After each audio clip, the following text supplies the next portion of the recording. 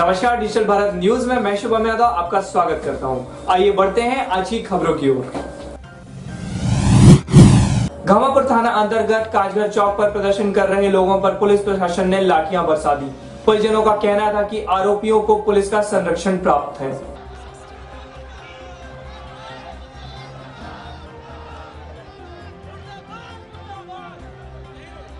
घामापुर थाना के काजघर चौक पर लाश रखकर प्रदर्शन कर रहे प्रदर्शनकारियों पर पुलिस ने बरसाई लाठियां। प्रदर्शनकारी लाश छोड़कर भागे। पुलिस ने जबरन अंतिम संस्कार हेतु लाश पहुंचाई शमशान घाट। दरअसल यह पूरा मामला पिछले कुछ दिनों पूर्व का है, जब मृतक 52 वर्षीय जगदीश चौधरी के साथ क्षेत्र के चंचल झा सहित चेतन कुचबंदिया ने मारपीट की थी। पीड़ित परिवार ने बताया, आरोपी से मृतक का कुछ रुपयों का लेन देन था। सूदखोरों ने रुपयों की वसूली को लेकर वृद्ध से मारपीट की थी, जिसके चलते उसकी मृत्यु उपचार के दौरान हो गई, जिसके खिलाफ रोष प्रकट करते हुए आज हजारों लोग शव लेकर काजघर चौक पहुंचे और पुलिस के खिलाफ प्रदर्शन किया। प्रदर्शनकारियों का आरोप था कि इस पूरे घटनाक्रम को पुलिस ने गंभीरता से न लेते हुए आरोपियों के पक्ष पर मामूली धारा लगाकर उन्हें राहत पहुंचाई। लगभग 3 घंटे चले प्रदर्शन के बाद पुलिस ने कई बार प्रदर्शनकारियों को समझाने एवं बात करने की कोशिश की, किंतु प्रदर्शनकारी घामापुर थाना प्रभारी को निलंबित करने एवं प्रदर्शन स्थल पर एसपी कलेक्टर को बुलाने की अपनी मांग पर अड़े रहे। इस बीच चक्काजाम से होने वाला यातायात लगातार अवरुद्ध रहा। इस पूरे मामले में वार्तालाप के दौरान अचानक बेकाबू जनता भड़क गई और देखते ही देखते पुलिस ने लाठीचार्ज कर दिया, जिससे भगदड़ की स्थिति मच गई। लोग लाश छोड़कर भाग गए। इस बीच पुलिस ने मात्र चंद लोगों के सहारे लाश को वैन में रखकर शमशान घाट पहुंचवाया। पुलिस ने लाठीचार्ज होते ही प्रदर्शनकारियों ने जमकर पुलिस पर पत्थरबाजी की। पुलिस के लाठीचार्ज होते ही प्रदर्शनकारियों ने जमकर पुलिस पर पत्थरबाजी की।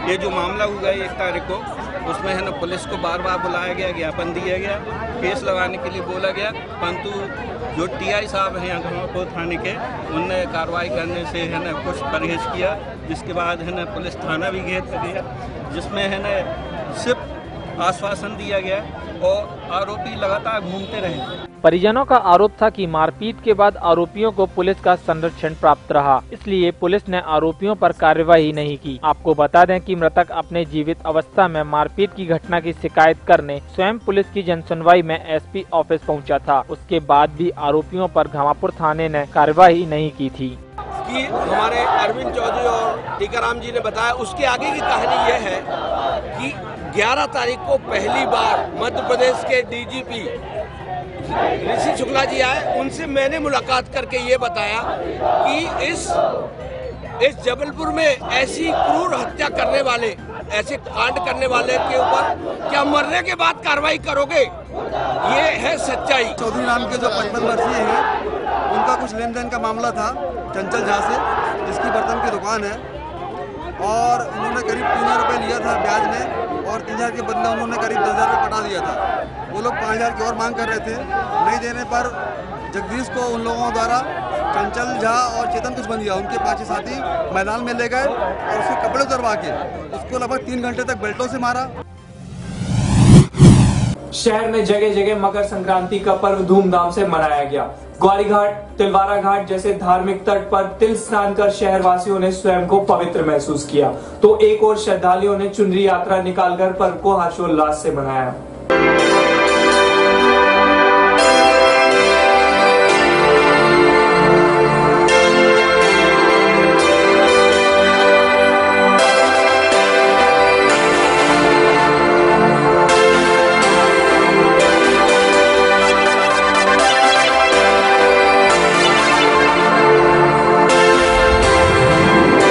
मकर संक्रांति के शुभ अवसर पर आज मां नर्मदा के भक्तों ने 151 फीट की चुनरी शाही नाका गढ़ा से यात्रा स्वरूप निकालकर तिलवारा तक गए, जहां उन्होंने मां नर्मदा को चुनरी चढ़ाई। इस दौरान बड़ी संख्या में चुनरी यात्रा में मां नर्मदा के भक्तगण शामिल रहे। ढोल धमाकों के साथ मां रेवा की जयकार करते हुए शाही नाका गढ़ा से चुनरी यात्रा का शुभारंभ हुआ, जो धनवंतरी नगर होते हुए तिलवारा पहुँची।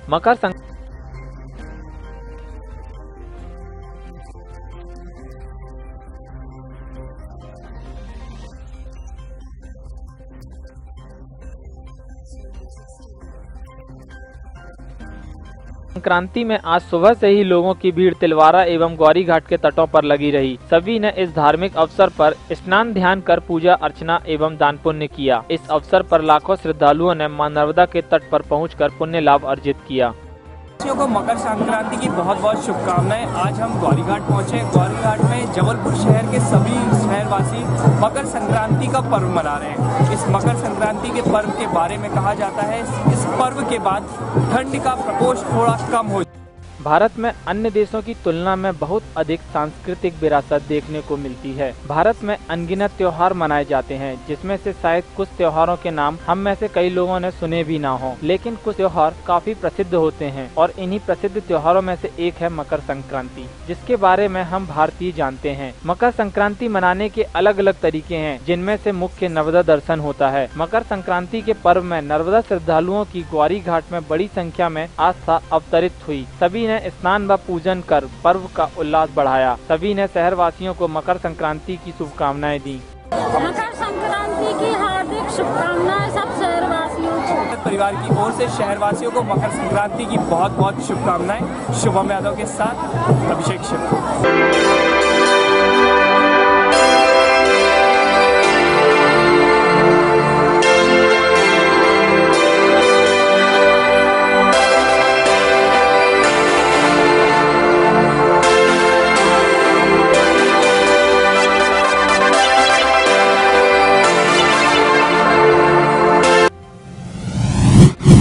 शहर में अभी भी ईमानदारी बाकी है। इसका परिचय एक ऑटो चालक ने एक यात्री को उसका गुमा हुआ बैग लौटा कर दिया।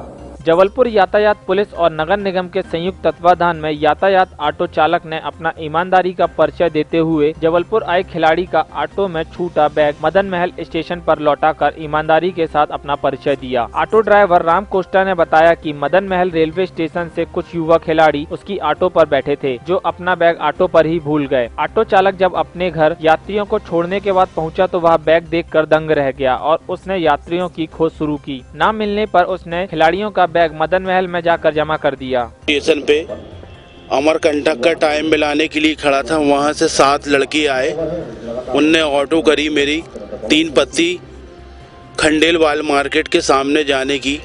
मैं उनको लेके चला। उसके बाद जब वो उतरे तो उनका एक बैग मेरी ऑटो पर छूट गया, जिसको मैंने भी ध्यान नहीं दिया ना उनने दिया। जब मैं घर पहुंचा अपने तो मैंने देखा कि उनका बैग रह गया है। तो मैं सुबह जैसे ही घर से पहले निकला तो उनका पता किया।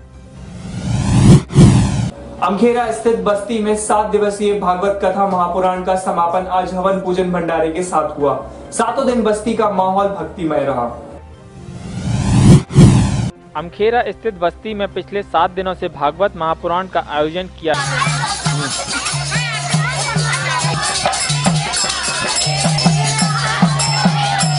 गया, जिसमें क्षेत्रीय जनों ने बढ़ चढ़ कर हिस्सा लिया और भगवान श्री कृष्ण के जीवन चरित्र का आनंद उठाते हुए प्रभु के बताए नेकी एवं सच्चाई के रास्ते में चलने का प्रण लिया। इस धार्मिक आयोजन से पूरा क्षेत्र धर्ममय हो गया। पूरे 7 दिन तक धार्मिक आयोजन चलने के बाद आज अंतिम दिन आयोजकों द्वारा भंडारा प्रसाद का वितरण किया गया। इस दौरान बड़ी संख्या में भक्तों ने नाच गा कर आनंद उठाया। और हमारे अनिरुद्ध महाराज के द्वारा ये कथावाचक यानी कि 7 दिनों से आयोजन रखा। सभी गांव बस्ती मोहल्ले में सभी लोग आए, लेडीज महिला पुरुष बच्चे। माल गोदाम चौक की सड़क का चौड़ीकरण करने हेतु नगर निगम द्वारा अतिक्रमण कार्यवाही की गई। कार्यवाही के दौरान फुटपाथ पर मौजूद चाय पान के ठेलों को अतिक्रमण दस्ता द्वारा हटाया गया। विगत माह माल गोदाम चौक से रेलवे स्टेशन पहुंच मार्ग की ओर अतिक्रमण बसे होने के कारण यात्रियों एवं आम नागरिकों को बेहद परेशानियों का सामना करना पड़ता था, जिसके चलते यातायात भी अवरुद्ध होता था। जिसे ध्यान में रखकर नगर निगम द्वारा चलाए गए अतिक्रमण विरोधी कार्यवाही के चलते न सिर्फ चाय पान ठेले सहित अन्य दुकानों को हटाया गया, बल्कि सड़क चौड़ीकरण के कार्य के साथ साथ मार्ग को विकसित भी किया, जिसके लिए फुटपाथ का भी निर्माण कराया गया। किंतु अतिक्रमण विरोधी दस्ते की नजरअंदाजी के चलते फिर इस कार्य पर दुकानों, ठेलों व ढाबों की लंबी कतार दिखाई पड़ने लगी है, जिससे न सिर्फ यहां जाम की स्थिति निर्मित हो रही है, बल्कि नवनिर्मित मार्ग में दुकानों द्वारा खीले, रॉड व बांस गड़ाने से सड़क मार्ग को नुकसान भी हो रहा है।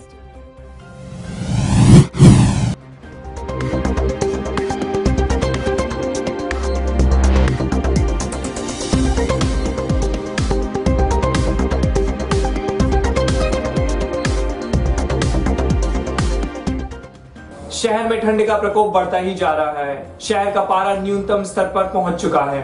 मौसम विशेषज्ञों का कहना है कि अभी 48 घंटों तक मौसम के शुष्क बने रहने की संभावना है। इस वर्ष भी ठंड का असर अब स्पष्ट दिखाई दे रहा है। मौसम की मार से कोई अछूता नहीं है। रात में ठंडक का असर स्पष्ट एहसास हो रहा है। साथ ही दोपहर में शीतलहर के चलने के कारण आम नागरिकों द्वारा बचाव हेतु गर्म कपड़ों का इस्तेमाल किया जा रहा है। मौसम विशेषज्ञों के अनुसार लगातार अभी 48 घंटों तक मौसम के शुष्क बने रहने की संभावनाओं के साथ साथ कहीं कहीं हल्की बारिश होने की भी संभावनाएं हैं। जो नॉर्मल से 6 कम है और न्यूनतम तापमान है 5.0, ये भी नॉर्मल से 6 कम है। हवाएं चल रही उत्तरी ये 6 से 7 किलोमीटर प्रति घंटे की स्पीड से, और आने वाले दिनों में अभी मौसम शुष्क ही रहेगा।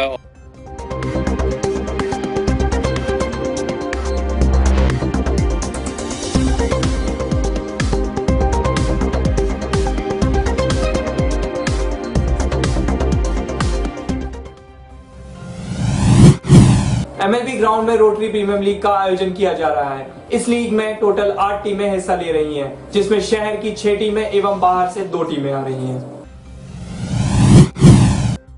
संस्कारधानी के तत्वाधान में MLB ground Rotary Premier League का आयोजन किया जा रहा है, जिसमें कुल 8 टीमों ने हिस्सा लिया। शहर की 6 टीमें व 2 टीमें बाहर की भी आईं। नरसिंहपुर की टीम ने मैच जीतने के बाद भी जबलपुर की टीम को प्रोत्साहित किया। सेमीफाइनल फाइनल का दूसरा मैच जबलपुर क्लब और संस्कारधानी 11 के बीच खेला गया।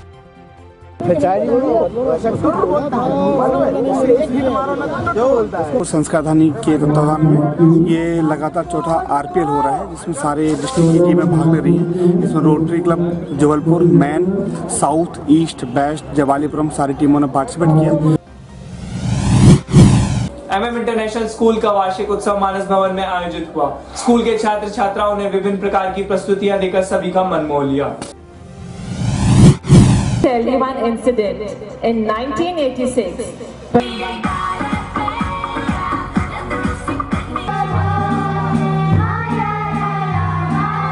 MM इंटरनेशनल स्कूल का वार्षिकोत्सव सफलता पूर्वक मानस भवन में आयोजित हुआ। बच्चों में काफी उत्साह देखने को मिला। आयोजन की थीम फिटनेस को लेकर थी, जिसमें सालसा, मॉडर्न जाज, कृष्णा फॉर्मेशन, जुम्बा और भी बहुत सारी एक्टिविटी देखने मिली। मुख्य अतिथि जस्टिस DP नावलेकर ने कार्यक्रम की शोभा बढ़ाई। आयोजन में प्रस्तुति देने वाले सभी छात्रों को पुरस्कृत भी किया गया। I am a high school of MM International School. I have taken a part in Kathak. Today we have the annual function is modern jazz.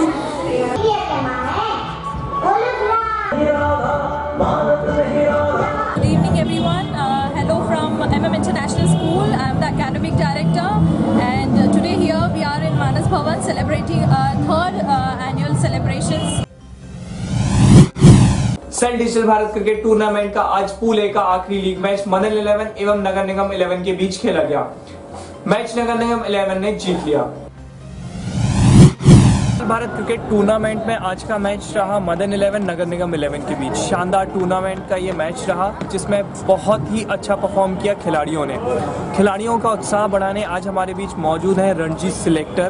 आइए उनसे बात करते हैं कि कैसा होता है सिलेक्शन, आज उनको कैसा लगा ये टूर्नामेंट। सर, सिलेक्शन पैटर्न जो है वो तो अलग प्रक्रिया है और यहीं से बच्चे निकलते हैं। इस आयोजन के लिए मैं धन्यवाद करूंगा कि बच्चों को खेलने मिल रहा है। इसमें ज़्यादा से ज़्यादा और संख्याओं में क्लबों को भाग लेना चाहिए था। आखिरी विकेट है ये एक बार फिर से बेहतरीन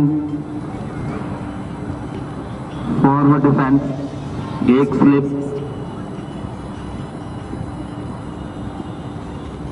सामना कर रहे हैं, डटकर बल्लेबाजी कर रहे हैं। आखिरी जोड़ी है रॉबिन और आशीष। ये देखें एक बार फिर से, और ऐसा नहीं है कि टैलेंटरों को बल्लेबाजी करना नहीं आती है। और 2014 में क्या उम्दा बैटिंग की थी मोहम्मद शमी, और गेंदें ज्यादा खेली हैं, रन कम बनाए हैं, 17 है कहीं ना कहीं। इस बार स्वीप लेकिन नहीं, बल्ले पे नहीं आई। रमीज यासीस और रॉबिन की जोड़ी समय पिच पर लगी हुई है, और तब स्कोर 84 रन 23 ओवर में। रानीताल स्टेडियम में कॉर्पोरेट क्रिकेट टूर्नामेंट का 6वां मैच मदन 11 और नगर निगम के बीच खेला गया। नगर निगम ने टॉस जीतकर पहले बल्लेबाजी करते हुए 260 रन बनाए। सुमित ने आक्रामक बल्लेबाजी करते हुए 22 गेंदों में 47 रन जोड़े। जवाब में मदन 11 की टीम 114 रन ही बना सकी। मुख्य अतिथि के तौर पर प्रशांत द्विवेदी, अशोक रोहानी, डॉक्टर मंजूषा गुलाटी ने उपस्थिति देकर कार्यक्रम की शोभा बढ़ाई। मैन ऑफ द मैच का पुरस्कार डॉक्टर मंजूषा गुलाटी द्वारा आक्रामक बल्लेबाज सुमित को दिया गया। टूर्नामेंट में ग्रुप ए के मैचों का समापन हुआ है, जब ग्रुप बी के मैच खेले जाएंगे। रणजी सिलेक्टर प्रशांत द्विवेदी ने शहर के प्रतिभाशील खिलाड़ियों की तारीफ की। साथ ही कहा कि जबलपुर डिवीजन में फैसिलिटी नहीं है, जिसके कारण खिलाड़ियों की प्रतिभा नहीं निखर पा रही है। शहर में टैलेंट है, बस उसे निखारने की जरूरत है। की तरफ से जो क्रिकेट के मैचेस का आयोजन किया गया है या टूर्नामेंट हुआ है वन डे, बहुत अच्छी है और ऐसे आयोजन और होते रहना चाहिए, जिससे बच्चों को और बढ़ावा मिलता है। आज के बुलेटिन में फिलहाल इतना ही। शहर की तमाम खबरों के लिए जुड़े रहिए डिजिटल भारत के साथ। नमस्कार।